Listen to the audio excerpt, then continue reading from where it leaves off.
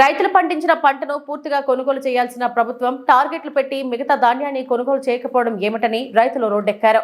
కూటమి ప్రభుత్వానికి వ్యతిరేకంగా నినాదాలు చేస్తూ రైతులు న్యాయం చేయాలని డిమాండ్ చేశారు.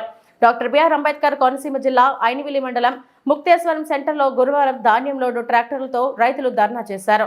రైతులకు మద్దతు పలికిన వైఎస్ఆర్సీపీ శ్రేణులు పి గన్నవరం నియోజకవర్గం వైఎస్ఆర్సీపీ పార్టీ కోఆర్డినేటర్ గన్నవరపు శ్రీనివాస్ మాట్లాడుతూ రైతులు పండించిన ధాన్యాన్ని తక్షణమే మద్దతు ధరకు కొనుగోలు చేసి రైతులను ఆదుకోవాలని ఆయన డిమాండ్ చేశారు. రైతులను ఆదుకోవడంలో కూటమి ప్రభుత్వం విఫలమైందని, ధాన్యం కొనడం లేదని, టార్గెట్లు పూర్తయ్యాయని అధికారులు చెప్పడంతో రైతులు ఆందోళన చెందుతున్నారని ఆయన మండిపడ్డారు. ఈ కార్యక్రమంలో మండల వైఎస్ఆర్సీపీ అధ్యక్షులు కుడిపూడి విద్యాసాగర్, గుత్తుల నాగబాబు, కాకిరెడ్డి శ్రీనివాస్ తదితరులు పాల్గొన్నారు.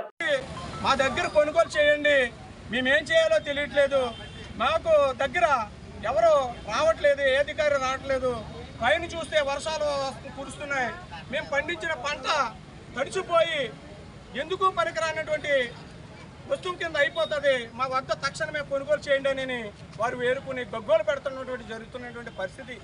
మరి ఈవేళ ఈ కూటమి ప్రభుత్వానికి రైతుల బాధ చీమ కుట్టినట్టు కూడా ఉండట్లేదు. ఆయన ఎంతసేపు చూసినా ఆడపల్లిలో ఉండి, ఆ ఉండవెల్లిలో ఉండి ఏం చేస్తున్నారంటే అమరావతిని ఏ రకంగా నిర్మాణం చేసుకోవాలి, ఎంత డబ్బు సంపాదించుకోవాలనేటువంటి ఆలోచనే తప్ప ఈ రైతు మీద దయాదాక్షిణ్యం లేనటువంటి ప్రభుత్వం ఏదైనా ఉన్నదంటే ఈ కూటమి ప్రభుత్వం, ఈ తెలుగుదేశం ప్రభుత్వం.